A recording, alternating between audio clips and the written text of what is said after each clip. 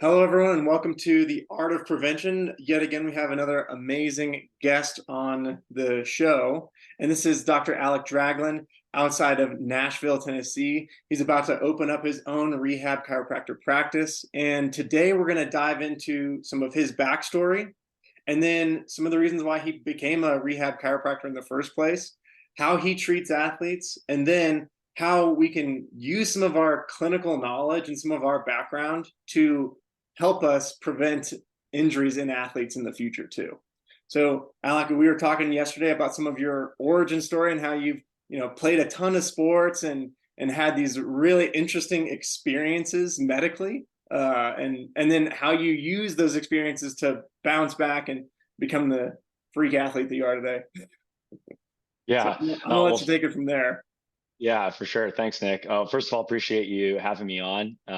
This is super fun. I've been listening to your podcast pretty much since its inception. So this is cool to be able to be part of it. And obviously, you and I go way back at Chiro School and working with MPI and RTP clubs and just sneaking away at lunch to try to squeeze in as much You know, clinical knowledge as we can. One thing I did mention, funny anecdote, you were the first person I ever tried to do a neck manipulation on. Does that explain some things, Yeah. That Man, crick it's in so your funny you neck say just that. hasn't gone away, huh? It just has not. So it's so funny you say that because, obviously we get asked like, as chiropractors, we get asked by people a lot about like, hey, I'm like definitely scared to get my neck adjusted or like, is it safe? And obviously we could talk about the risks and the evidence that's there for how truly safe cervical adjusting and manipulation is, right? But one of the things that was like, you could talk about the research all day long, but one of the things that I always say is like, look, I was in a room full of 120 kids who had never done this before, all trying to figure it out on each other for the first time. And in all the years that our schools have been around, there's never been one single incident of literally a room of 120 of the worst adjusters in the world. Like these people have never done it before. They are the worst at this in the entire world.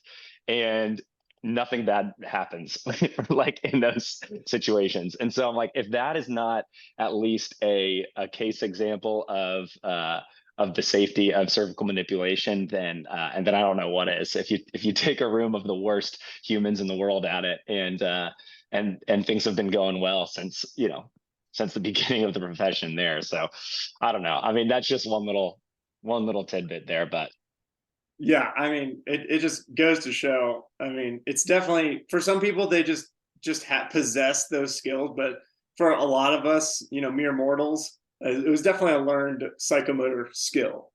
Um, oh, absolutely, for sure, no yeah, question. and my athletics background really didn't help me out being a runner back in the day, like with the eye hand coordination and stuff like that.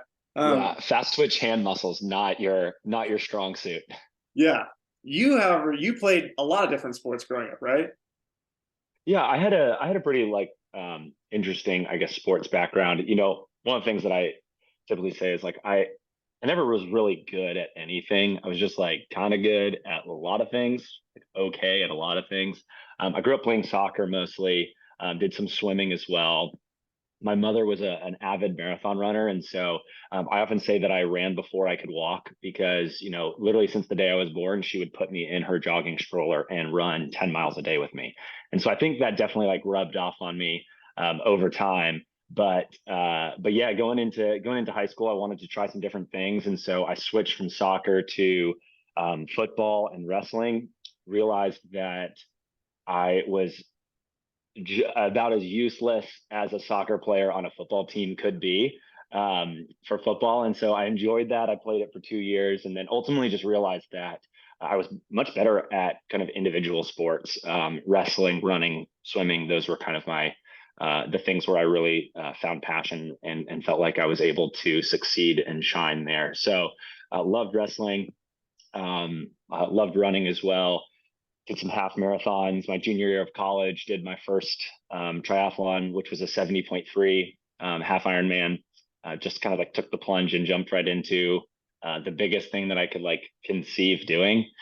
And yeah, and so then that was kind of like that was kind of the start of my athletic journey, I guess backing up a little bit, what started getting me into fitness was the summer after my freshman year. I decided to do a summer in Peru working with a nonprofit organization.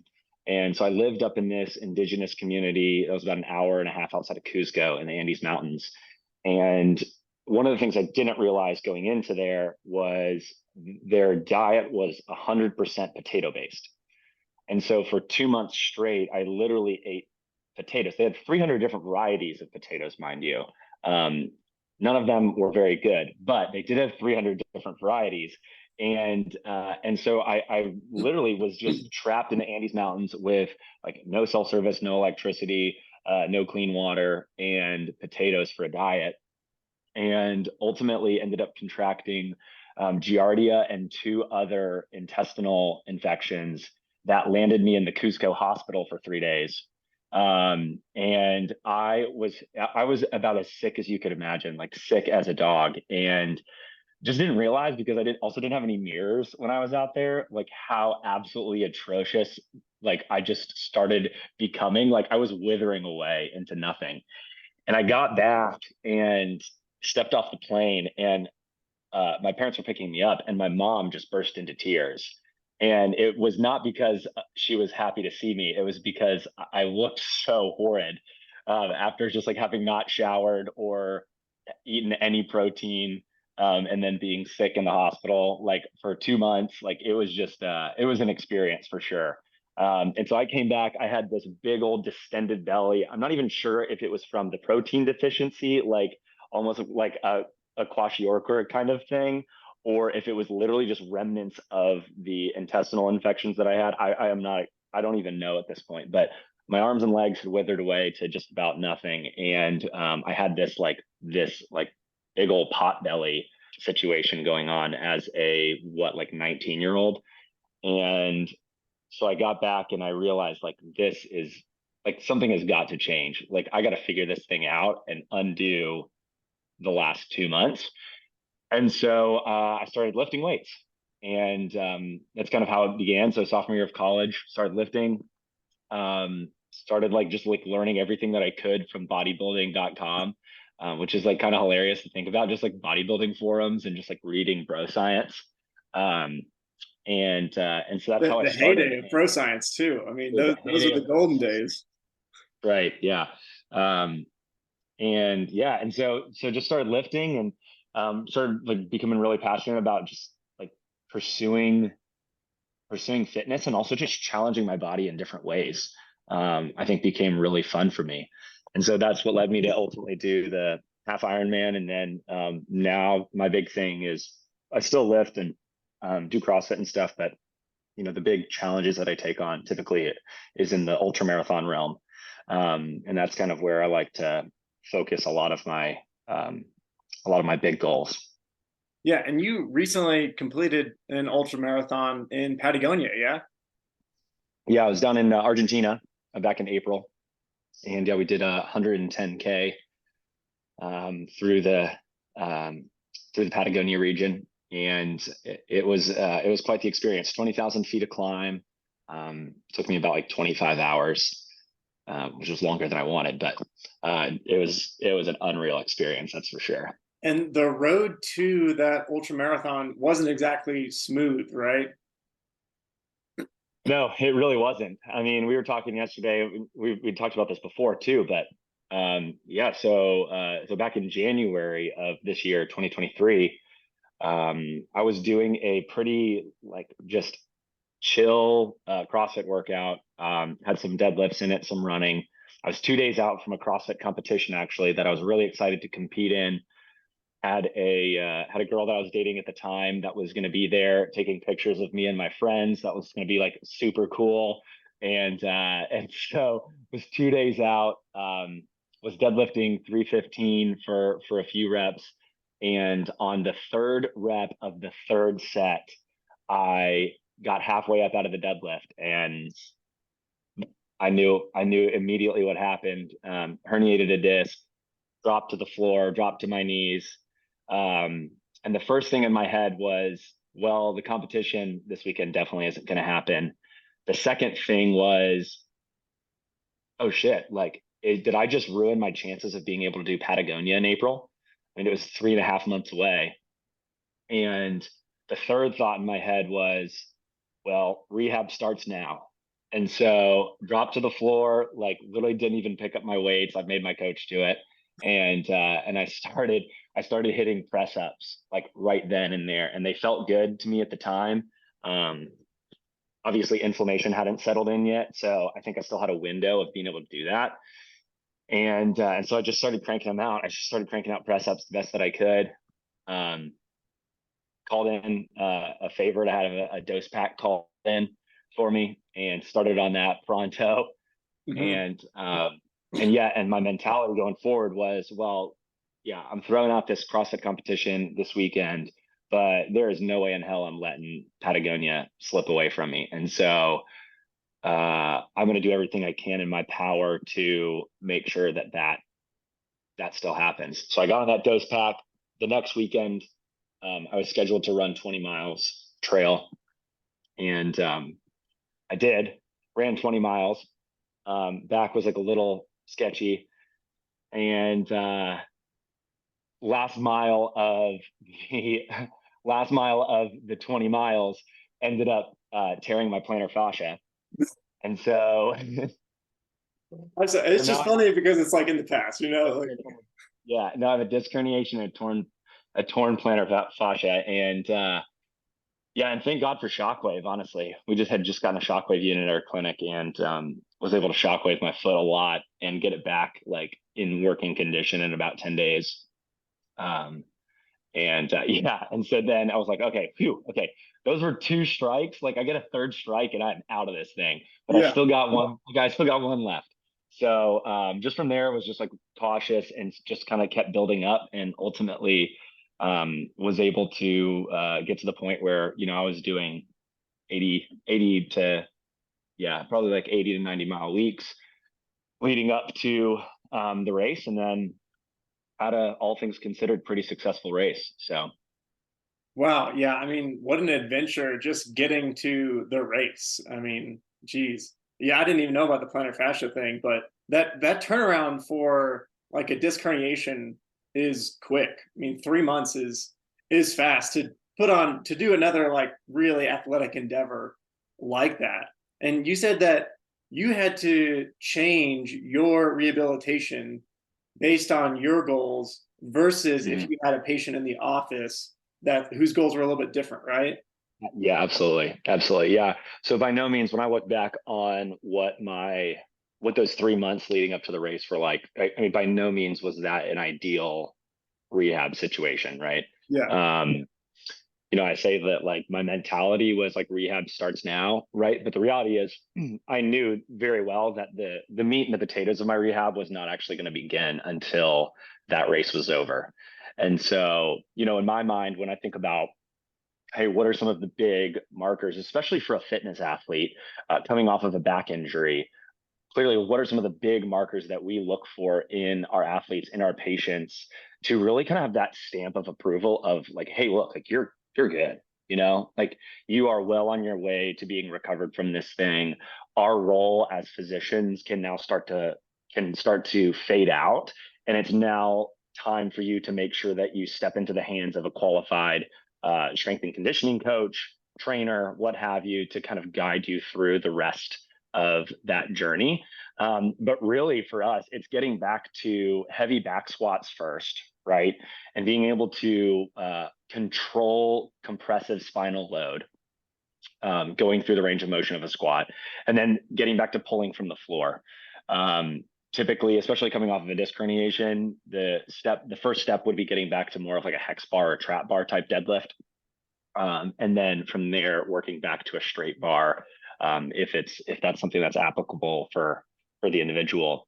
Um, Kind of in my experience over the last 5 years or so, I just find that the trap bar is such a phenomenal tool for most people that unless your goal is getting back to straight bar lifting, like in particular, like you're a power lifter, an Olympic lifter, or a CrossFit athlete, that you're your pulling strength from the floor can be just as well trained and mitigate risk of injury by so much by just switching from a straight bar to a trap bar. And so the spinal loads on a trap bar are so much less. And that's kind of eventually when I got back from the race and started my rehab process, I knew that like, okay, the first marker for me was getting back to my previous deadlift strength. Like that would, once I got to that point, I would know that, okay, I'm truly beyond this thing. Right. And it started with trap bar deadlifting first with back squatting and really like we're in November now. And like last week for the first time, I actually hit my old deadlift numbers. So just to kind of like put that in perspective of it's been, so since like end of it. So I think call it like beginning of May through November, it's been 4 months or so of consistent training to get back to the point of being able to like hit the old deadlift numbers that I had. So things just always take more time than we want them to. The natural course of recovery from a disc herniation is anywhere from 12 to 18 months, right? Yeah. And so, if we think about that and we think about like adding in high quality rehab, we can typically shorten up that recovery time period even more. But the reality is like stuff just takes time, and we can throw all sorts of different, tips and tricks in there, but the body heals in specific timeframes, and that's one of those things where we sometimes have to respect that and work within those confines. Yeah, I think that's such an excellent point. Like, if we're proactive, then we can shorten that time frame down and then get back to where we want to be quicker. If you're not proactive, then that time frame is going to extend, and you may even just have lingering discomfort or pain or even fear avoidance as a result of that big injury.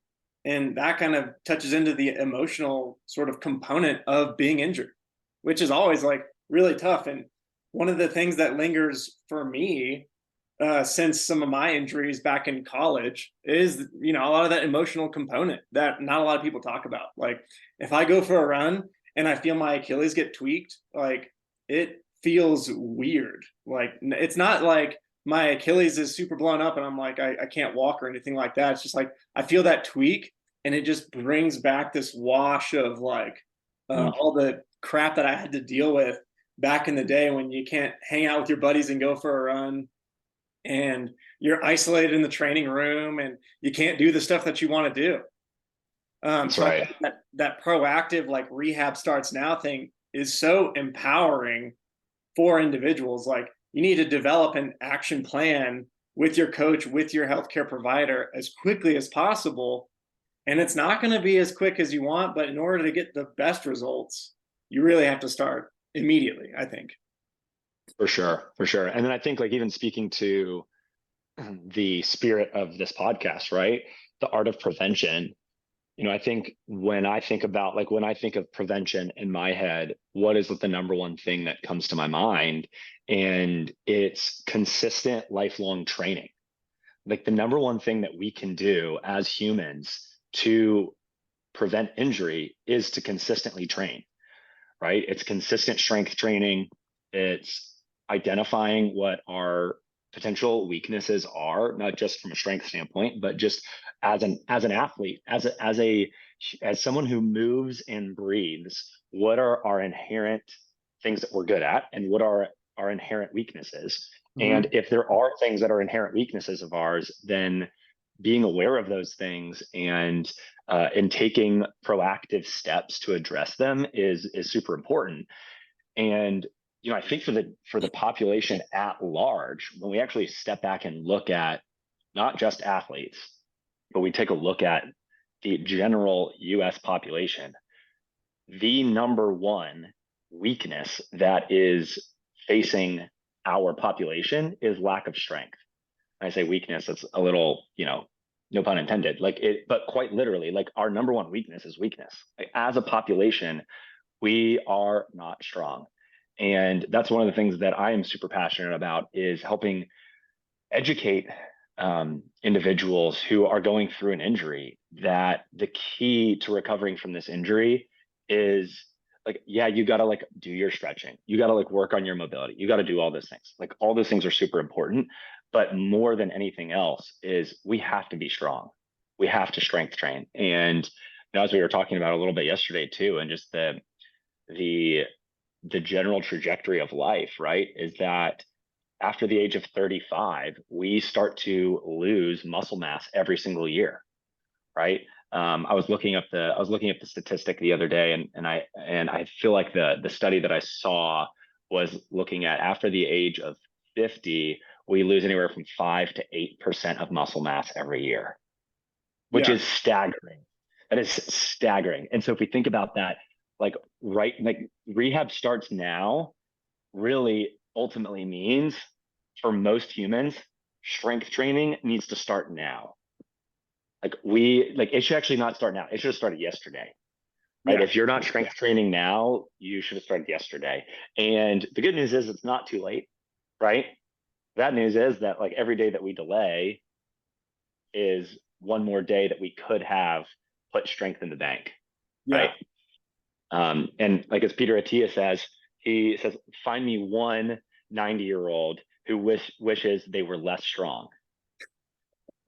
Yeah. And those are those You decades know, that we don't really think about, you know? we don't think about them. We don't think And about them. they're the decades we should be preparing for, not only in our 30s, like you mentioned, but also even when we're thinking about younger athletes and how we're training them. I think one thing that you mentioned yesterday was training for the entire lifespan. Hmm. The easiest time to put on strength and the easiest time to lay down bone mineral density, which is very much correlated to strength, is in those early decades, like in our teens and 20s. And then Sure. we really need to kick it into overdrive and start thinking about those specific things when we're in our 30s, because that's when we need to hit our peak, because the decline is going to start happening as a part of just normal hormonal fluctuations across the lifespan. So Mm. yeah, I completely agree. Like we need to start thinking about those later decades, and we need to. I think Peter, I'm reading his book right now too, and he's talking about charting a course to divert away from icebergs, days in advance, as opposed to when that thing is right in front of you, which is Yeah, kind of how absolutely. we treat a lot of things medically nowadays. Yeah, absolutely. And I think too, the tides on that are starting to shift, right? Yeah. Like I think we're starting to see that more people, at least in the conversations that I'm having, both with my patients and with people outside of the clinic, is more and more people are starting to get it. We're starting to understand as a society that this is important. But Nick, we still have such a long way to go, you know? And we are starting to see the culture shift a little bit in youth athletics as well. But it's again, I think if anything, we have the longest way to go in that department, right? Like we were talking yesterday about how, at least in our area, the the general trend is that the only sports teams at a school that have access to the weight room are the football and basketball team. Mm-hmm. Maybe in some of the more high income areas you have like the soccer team that has access to it as well, right? But by and large, it's the football and basketball team have access to it. They're going in and they're doing, basically they're maxing out on their squat, bench, and deadlift every single day. And that's what their programming is. Yeah. It's one rep max every single week of squat, bench, and deadlift, and that's basically all that they do. And you know, the unfortunate thing is that in most school systems, right, the women's sports in particular, right, our female athletes have very limited access to strength training resources, Oh man. and that is an absolute shame and something that has to change, right? It absolutely has to change. One, because I think it instills just in our young female athletes that they don't need to strength train, or that strength training is something that just boys do. Yeah. And that is one of those things that, as a rehab chiropractor, that I am super passionate about with my female athletes is helping kind of shift that narrative and um, empowering our female athletes to take on ownership of their strength training, right? And to kind of be a guide in that approach and in that journey. So, thankfully, I think we're starting to see the tide turn on that a little bit, but we still have such a long way to go in female athletics, in our cross country and track runners. Those are other sports where we're starting to see a little bit of a shift in terms of the importance of off season strength training. But again, we still have so much improvement to make in that area, I think, as a society as a whole. Yeah, I think the down the road implications, the things that we can divert course and we can really avoid if we had special populations like young female athletes hit the weight room and do appropriate strength training. I mean, in the short term, we're talking about a risk reduction in non-contact ACL injuries, which we know is basically an epidemic in young, especially female athletic populations. I mean, here I'm in like Ski Town, USA, and the number of 20-year-olds, 18-year-olds that I've seen that have that big like characteristic scar on their patellar tendon, because that's what they use to graft for their ACL reconstruction.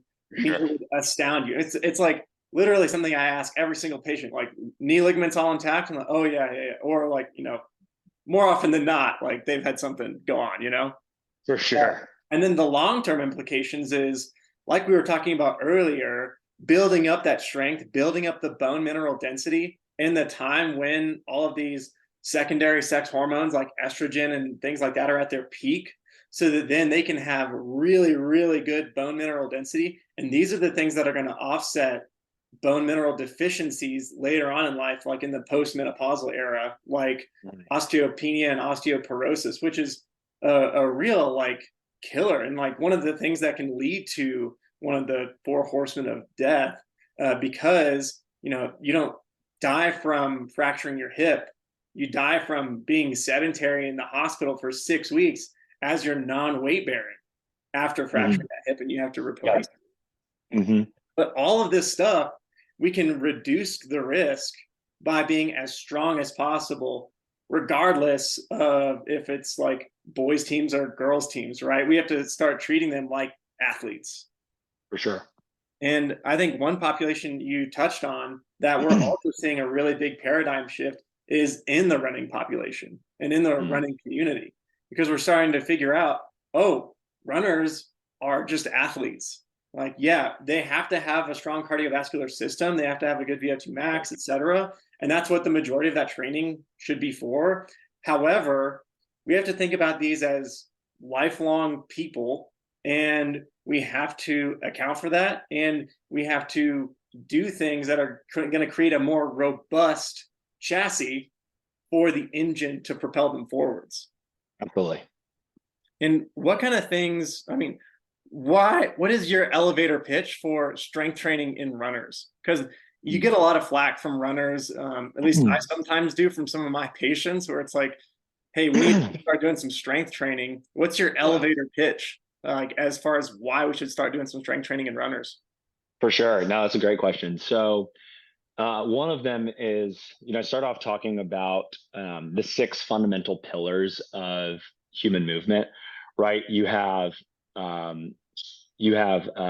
Starting off, you have mobility, right? You have aerobic capacity, anaerobic capacity, strength, power, and balance, right? You've got those 3 components, right? And most runners understand the idea of having good balance.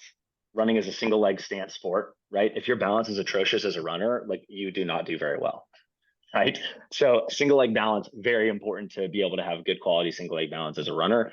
In the SFMA model, when we look at single leg balance, it's a really, really good way to tease out, hey, do you have either a vestibular, a proprioceptive, or a visual component to whatever's going on here? And most of the time, we see that there's either a vestibular or a proprioceptive issue going on if individuals can't maintain good balance. And so So thinking about that, they understand the obviously the importance of aerobic capacity. That is their sport, right? Like their sport is aerobic capacity, anaerobic capacity also as well, right? Like they get it. Like you got to be able to increase not only where your basement is, but you have to be able to increase your ceiling as well. And so that's a pretty obviously easy pitch for them to understand. Generally speaking, I feel like most runners know that mobility and working on mobility is important. There's some arguments to be made of how important is mobility for running, right? But like, I guess just culturally, people get it, right? And so when you think about like, and so oftentimes you have runners that, at least in my experience, they either work on mobility actually very religiously, or they know that they should and don't do it, but it's not a very hard sell, right? I'm gonna raise my hand on that one for sure. Yeah. That's the category I totally fall into. Exactly. And then finally, like the last bit is just thinking about the strength piece, right? And so and power, right? Strength and power being the other two. And so when we think about those two, like and saying, hey, if you have an injury, likely there is some breakdown in one of these six components, right? And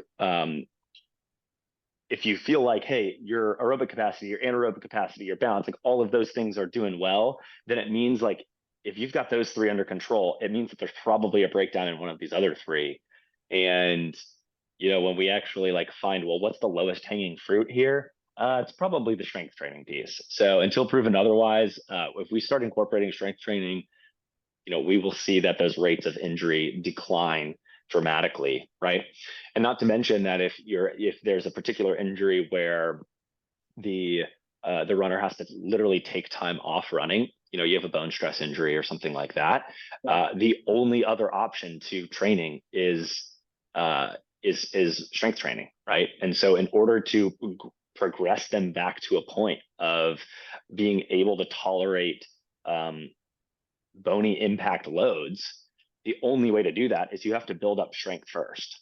Yeah. And you have to maintain the quality of the muscular tissue. You have to maintain that strength. You have to build that up and then eventually grade them back up into, once the bone's healed, grade them back up into their activity.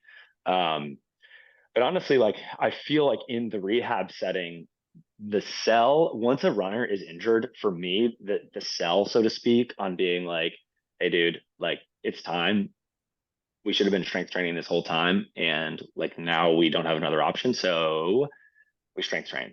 And it's a pretty easy sell. Like they get it, And I have found that almost in every single one of my runners, the gift of injury in that sense is that following their rehab, they are now adopting strength training as a regular part of their routine, right? Yeah.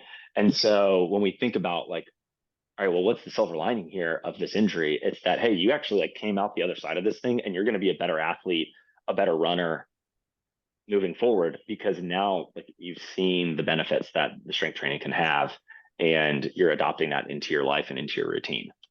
Yeah. And the fact that it not only decreases chances of injury through increases in bone mineralization, increased activation of motor units, and increasing that ceiling like we talked about, but the implications for running economy, I think, are huge. I mean, some of the papers indicate that you can get a 4% improvement in running economy just through proper strength training.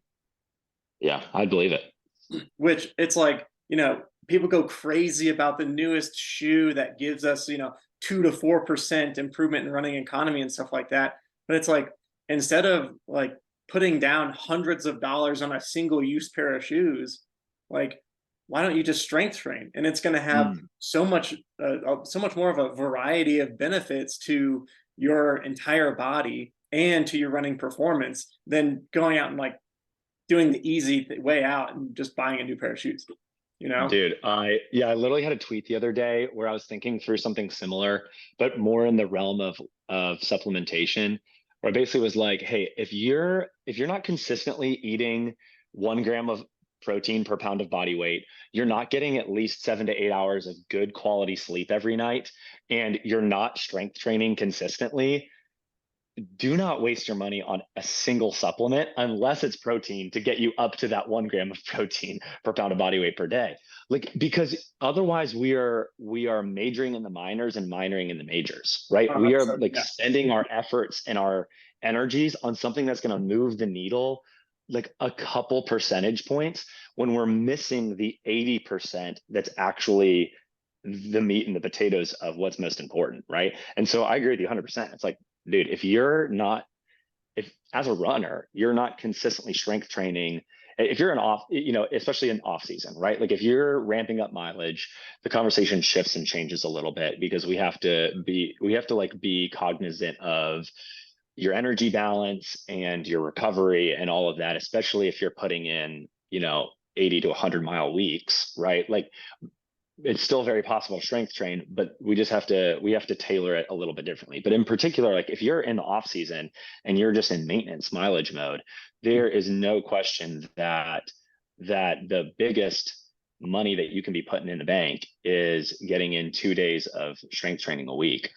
And I think the thing that a lot of people don't realize is it doesn't have to be super complicated. It doesn't have to be long, and it doesn't have to take the place of your runs. You can strength train and run on the same day.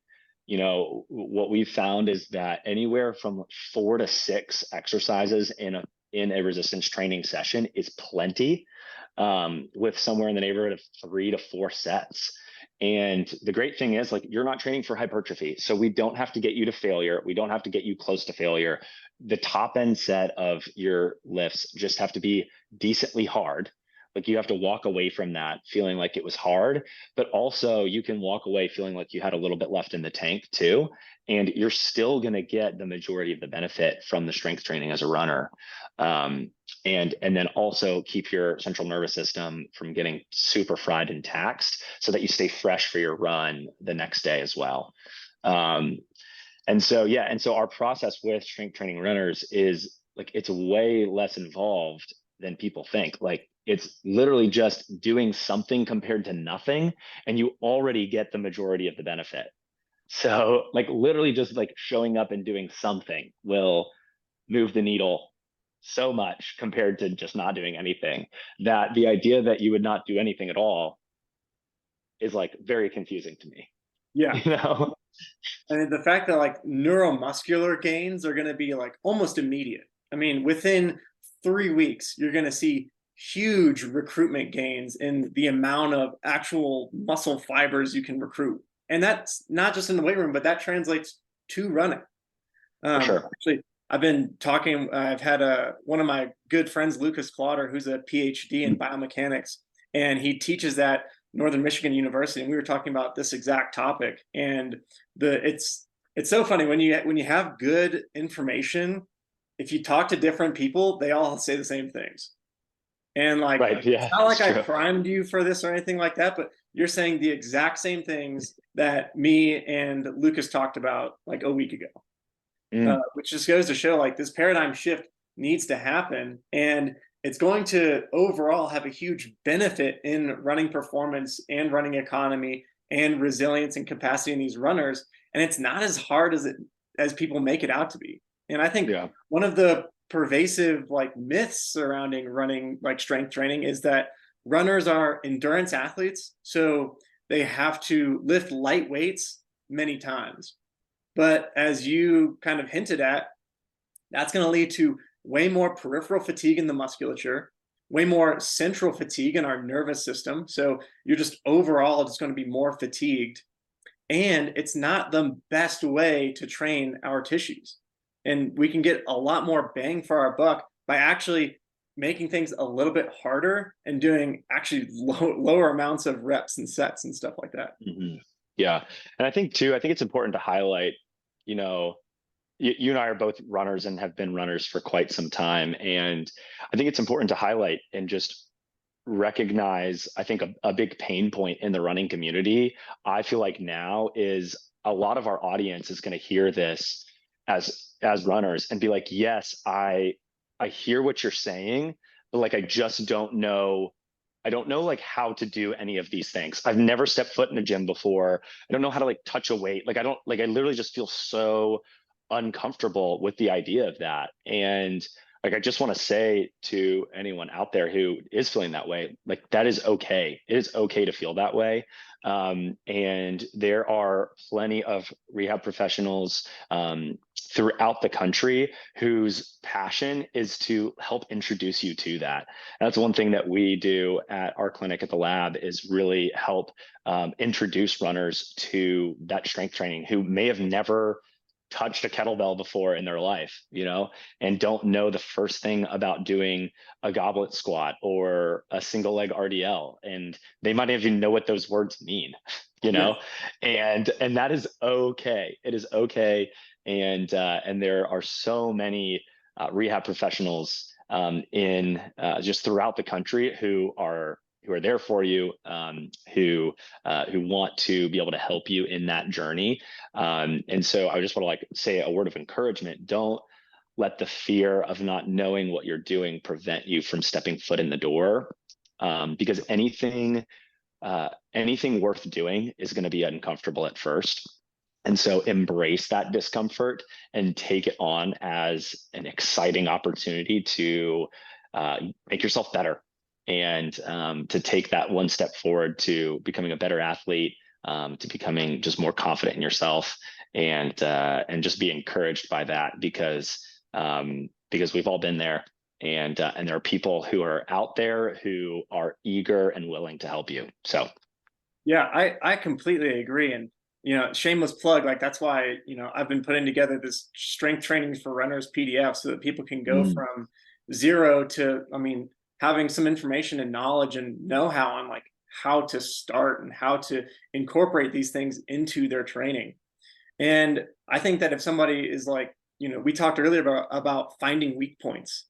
And if you're a runner that's like, well, I'm frail, like I am not strong, like I can't do a push-up. Not to say that like a push-up is a huge part of your strength training programming, but I couldn't back squat the bar if I wanted to. Well, like I don't even know what the bar is. Then I think look for rehab chiropractors or rehab specialists in your community, because chances are there's somebody that can help you guide through the process. And the amount of health benefits and performance benefits that you're going to get down the line are going to be well worth the investment into yourself. Like so many people are willing to put down like a few grand for like a couch or something like that. And it's like, who cares? You don't live like, hopefully you don't live on that, like inside that couch, Yeah, it depends on who you are, but probably not someone that's listening to this podcast, unfortunately. yeah. So Now, not your target demographic, right? let's say we've got somebody that comes into the lab and they're like, Dr. Alec, I just don't even know where to start. Like, what are some of those exercises that you were talking about? Maybe like if we've got athletes listening to this, some exercises that they could look up and incorporate into their strength training routine this week.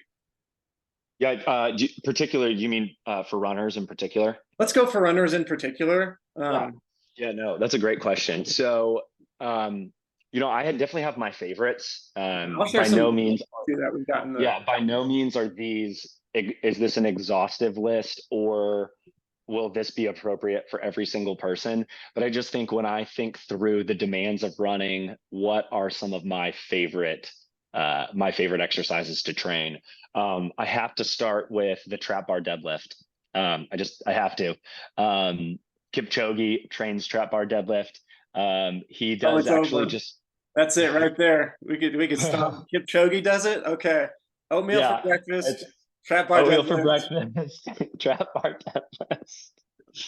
That's right. So I'm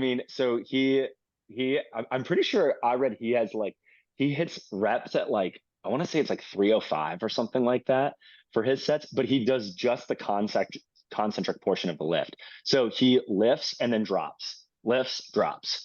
And so he 305? Yeah. So he's strong, dude. I don't know if I could that. do that right now. Yeah, you're just doing the concentric portion. Yeah, but he also is running, sub 5-minute miles for a full marathon, which you also can't do right now. So I don't I don't think we need to put ourselves on the same on the same playing field. Yeah, the ideal like professional athlete lifestyle that ran by me a couple of years ago, man. Yeah, yeah, I missed that train. I think I missed that train prior to being conceived, honestly. So that one was never in the cards for me.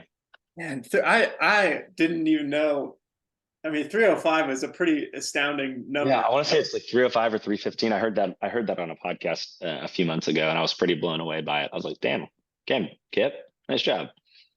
Yeah. But anyway, okay, so trap bar deadlift, Yeah. that for sure is top of the list. I think it's just as far as being able to um generate force production, ground reaction forces, being able to push off the ground. All of those things are super important. And the trap bar is just a really good way to build strength in that. And it's so safe that your risk of injury is mitigated. You get like a little bit of coaching and you'll do just fine. And so that's number one. Also love single leg work. So my second favorite is a rear foot elevated split squat or a Bulgarian split squat. It is probably the most hated exercise in the entire world, and it just happens to be my favorite exercise of all time. I don't know why, I just love it. I'm a single leg guy, and so I would say rear foot elevated split squats, huge benefit for those. There's a balance component to it. And then also, obviously, running is a single leg sport. And so learning to generate force on one leg, very powerful. Thirdly, I would be remiss if we didn't talk about the good old calves and just the soleus as being the true powerhouse. Yeah. It's the workhorse, baby. Yeah. It is the workhorse. I think so. Like a few years ago, everyone was all about the glutes with running. And then it turns out it's like, dude, like your glutes are fine. Like you don't need to spend a whole lot of time on those as much if you're a runner. But like your calves, though, for sure. I mean, that's the workhorse. If you're an endurance runner, absolutely, you gotta be working and training calves. It's pretty much a non-negotiable. So I'll put that in there. I love a single leg step up as well. Again, I feel like it's just really accessible for people, especially when you train it well and try to mitigate push off from the back foot and have it be a purely front foot driven movement. It can be really beneficial, really powerful. Again, there's a balance component there, as well as just building a little bit more of that posterior chain. It's just pretty dynamite. It's hard to beat. And then I'll cap it off. If you're a runner who's like struggling with hills, like rewind the last 20 seconds and like listen to that again, Dude, a step up will change the game for hills. Starting to train step ups, it really will. Love that. Now, if you're dealing with a high hamstring injury or something like that, any kind of hip flexion position will be compressive to that hamstring insertion. And so we have to be kind of cognizant of that. But there's ways around it that if you work with a qualified rehab professional, there's ways around it where we can coach you and cue you and still work on those things, and kind of work around it and not have it irritate the tendon. So I think that would be number 4. And then I'll cap it off the Fab Five. I just love a good old fashioned side plank.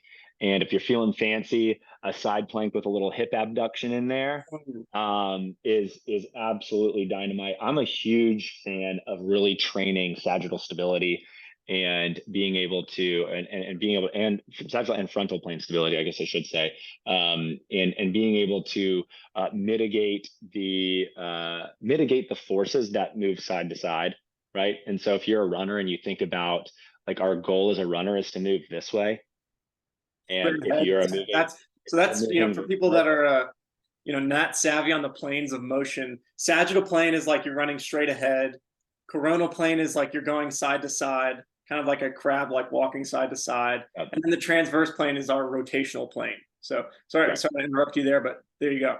No, for sure. Yeah. And coronal and frontal obviously being used interchangeably there. So the kind of the side to side plane, but obviously as a runner, we want to mitigate that side to side motion as much as we can, because that would be considered energy leak.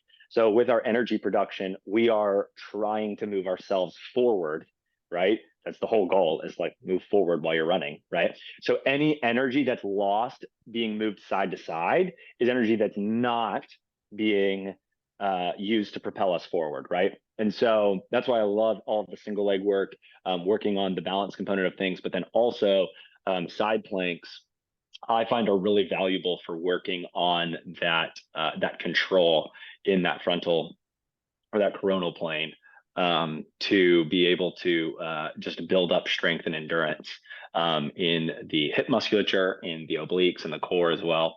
And so I would probably put those. I'll stop it at those five. Those are my five favorites, I think, that make the Hall of Fame. For any of those exercises out there listening who feel like I skipped over them, I apologize. I mean you no offense. And I'm sure there might be some brigadiers in the comments who are, saying, what about this exercise? Like, you didn't say this one. And it's like, I'm sorry. I'm sorry that I missed that. This is my opinion, stuff Yeah. that I personally like and works really well for me. So, And there's a ton of different ways that you can train the musculoskeletal system. And if you're like somebody who's injured, then you need to consult with like a rehab chiro or a rehab specialist in order to like navigate back to strength training. But in general, I mean, those are just the big hitters. Like, if I had shown you the PDF that I've got right now, I mean, you basically just listed all of the exercises that I have on it. yeah, nice. Nice. It's just these are the things that are going to target the tissues well. They're going to translate really well to running, thus improving running economy. And yeah, I think that they're great. I mean, if we're talking about just 5 exercises, that really rounds out, like, I don't know what else I would like slap in there, you know? Yeah. As far as things that are accessible for most people, And then and your bang for your buck. what kind of like set and rep scheme would you put on that kind of stuff? Yeah, that's a really good question. So, again, kind of like I was saying, so like let's say that's five exercises. That falls perfectly in the general recommendation of 4 to 6 exercises per training session, right? And so then when we think about sets and reps, the big thing is I generally, just to make things easy for folks and to like keep numbers easy in people's heads, I generally advise about 4 sets of each exercise and somewhere in the neighborhood of 6 to 8 reps per exercise. So it just kind of like keeps it easy, of like the 4, 6, 8 kind of like just mentality. Like when in doubt, 4, 6, 8 kind of make things like, it will be close enough for government work, right? And so if you're attacking your workouts where you think, hey, I have an easy warm-up set, I've got a building set, I've got a heavy set, and I've got a top set, right? That's, I think, a really good way to approach it, where you're doing those 4 sets. Not every single set has to be or should be super difficult. I generally recommend kind of ramping as you go, but within each one doing 6 to 8 reps. So your first set might be 6 to 8 reps, and it's really easy. And then you have a little bit more medium of an intensity for that second set. Third set, you're getting a little dicey. And then the last set, you're kind of pushing it, but still leaving about 2 reps in the tank, I would say, is a good place to cap things out at, especially if you're attacking the miles pretty consistently throughout the week as well. Yeah, I'd say if it's your first time in the gym, like, you really don't need to try and like find your maximum that day, For sure not. Like, no. You have to think long game here and can't lose the forest to the trees. You can't go in there and think, all right, well, I'm just going to try and push up as much weight as I can, or as much weight as this other person in the gym. One, like, that's a comparator thing, and you don't really want to, like, comparison is the thief of joy, right? Right. Yeah. So you just need to go and do something that feels a little bit difficult and think long term in your mind, like, okay, well, I still need to train tomorrow, and I still need to do another round of this strength training later this week. So I really don't want to make myself super duper sore with this workout today, because just because you're sore isn't really a great indicator that you had a good workout, Absolutely. Yeah. And if you're a runner and you've never been in the gym before, you will get sore regardless. Yeah. Like, it's not, like that is going to happen, and you're going to feel crippled for a few days, and that's okay. you'll get better. Like it will get better. And pretty soon that will not be a thing, as much as it will be the first couple weeks. But the first few weeks, like if you haven't been consistently strength training before, the chances of you getting pretty sore for the first few weeks are decently high. So start easy and, work your way up. Um, there's always room to grow. So, Yeah, I think that's good advice for coaches too. Like the oh yeah. first day Oh that yeah. everybody's in there, like you need to be working on movement quality, not necessarily movement quantity or like qualitative measure or quantitative measures, but looking at their movements and making sure, do these athletes control these movements, or should we take a little bit of time and work on these movements themselves before we start really loading them up? Yeah. And I think that's a good approach to how I typically, recommend athletes. Obviously I work with runners a lot, but I also work with what I consider fitness enthusiasts is what I've kind of branded them as.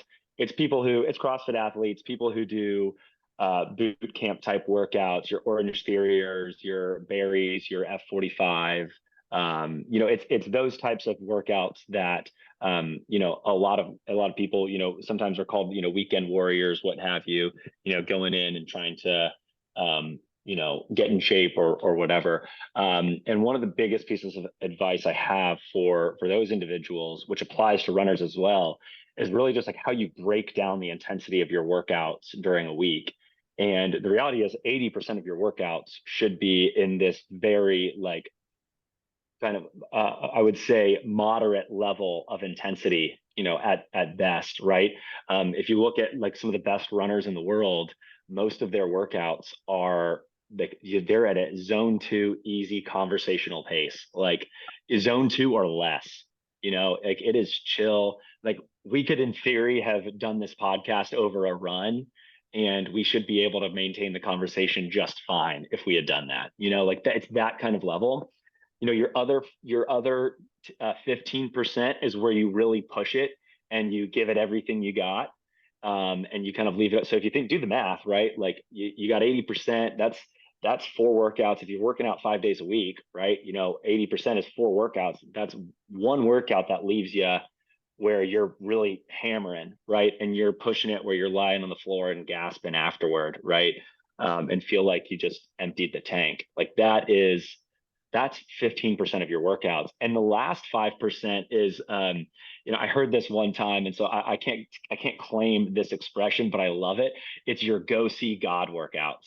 It's you're going so hard that you're going to meet your maker that day. And that's and again, that's only 5% of your workouts though. And I think we run into trouble thinking that every single workout has to be a go see God workout. And and that is just a recipe for disaster and injury. And it's a really great way to actually also never make gains as well. Like that's not how you get more fit, is by doing that top 5% workout every single day. So I Yeah, think in our strength training, it applies that way as well. Like, hey, runners, like, most of your runs should be at that, 80% of your runs should be at that chill level. Like your strength training, you can apply that same principle to, and you will do just fine. yeah, I think, when I was at Adams, there were a couple of guys who had, had the chance to go over and travel and like train in Kenya. And Hmm. everybody thinks of Kenyans and like Eastern Africans and stuff as being like so good at running so fast. But what a lot of people don't know is they're also extremely good at running very slowly.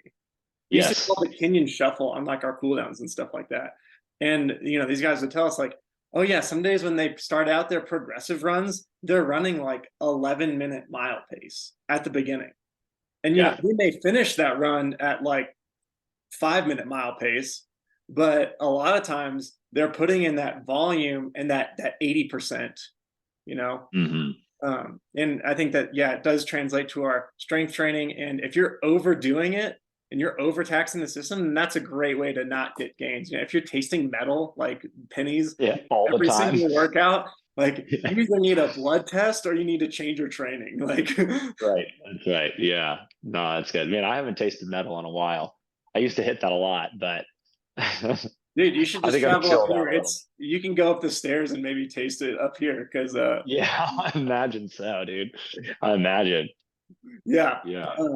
Man, I feel like we've touched on so many awesome things. And let's just wrap up. The way that I really like to wrap up a lot of these is with a Ben Franklin quote. Benjamin Franklin, he started the Philadelphia Volunteer Fire Department when he was in Philadelphia, and he has this famous quote: "An ounce of prevention is worth a pound of cure." You know, Mm. if you could take one thing out of our conversation today, or one thing that just pops into your mind, what is your ounce of prevention that would be worth a pound of cure to Mm. everybody listening, whether it be athletes, coaches, clinicians trying to prevent injuries in their athletes, etc.? Yeah, I love that. I love that quote. Um, the biggest thing for me is consistency.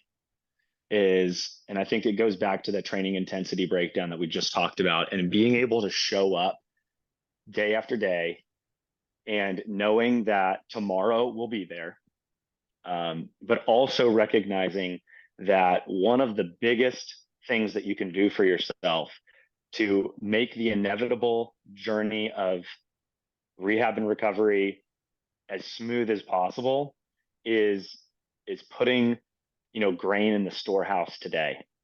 And so we think about if you think about the story of Joseph from the Bible, one of the things that made him so successful is he had a vision where he saw that there were going to be 7 years of plenty followed by 7 years of famine. And one of the things he was able to do was to build up in storehouses enough wheat during the 7 years of plenty, so that when the 7 years of famine came, the people of Egypt were able to have plenty of food to eat, and they were able to also sell a lot of that to the surrounding peoples. And that's one of the things that made Egypt such a great nation, way back then, was being able to do that and to sell those resources to other peoples. And so when we think about that as an example for our lives as athletes, is that if you're in a time of plenty now, where you feel like your training is going well, you feel like, hey, just things are lining up for you, right? Things are you're feeling good, you're hitting your numbers, you're getting good sleep. That is an amazing place to be. Stay consistent with that. Continue to show up day after day, putting strength in the bank, working on your mobility, whatever it is that we talked about, those weak points that each athlete might have.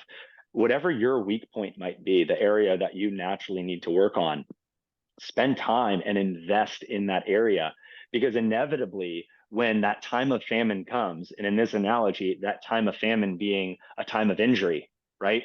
The number one way that we can make that recovery process as smooth as possible is through training age. And the longer and more consistent your training age is, the faster your recovery process will be. There is a dramatic difference in individuals who go through any kind of injury. We could think a shoulder injury, rotator cuff injury. We could think a disc herniation in the back, whatever it might be.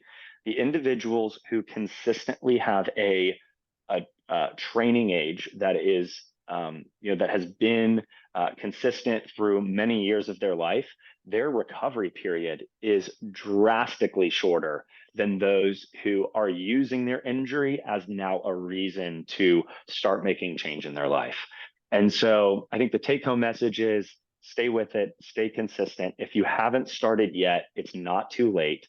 Again, there are plenty of rehab professionals and strength and conditioning professionals in your area who would love to help guide you through that process if that's something that you're not familiar with and it feels uncomfortable for you. Nick, I know that if anyone's listening to this, you or myself would love to be a resource for them, even if we don't live in their area, to help them get connected with somebody who might be able to help them out. And that would be my main encouragement, is like, it's not too late to start, but it is time to start. Rehab starts now. Yeah. It goes back to that. It starts now. Whether you're in a time of plenty or a time of famine, it starts now. And so I think as far as prevention goes, that's the main thing that I could offer. The main piece of advice is start on that process now, because it's coming at some point, right? We're all going to experience injury at some point in our life. It's just part of the human experience. And and we can make that the best possible journey by starting our rehab now. Alec, where can people find you for more information about what you do, your clinic, if somebody's in the Nashville area and they want you For as a sure. guide, social media, like what kind of stuff? Yeah, absolutely. So my Instagram handle is dr.alec.draglin. That's Dragelin. So it's dr.alec.draglin. That's my Instagram handle. They can email me at dralec@thelabrehab.com, or they can head to my website, which is thelabrehab.com, and find me there as well. There's more information and ways to get in contact with me there. But generally speaking, Instagram is one of the easiest ways to just message me there, and I'll be able to chat with people that way. Yeah, awesome. So I highly recommend everybody listening to this, go follow dr.alec.draglin. You've been putting out some really good informational content for people as far as modification of injuries and things like that. So I highly recommend that. And man, this has been such a great, really full conversation. We talked about a lot of different things. Yeah, This is it's really so going to fun. benefit a lot of different people. So thank you so much, Alec, for sitting down with me today. And I think this is going to help a bunch of people. Nick, it was a pleasure, man. Thank you so much for having me on. I really appreciate it. All right. So, man, I'll talk to you later. All right, man. Thanks.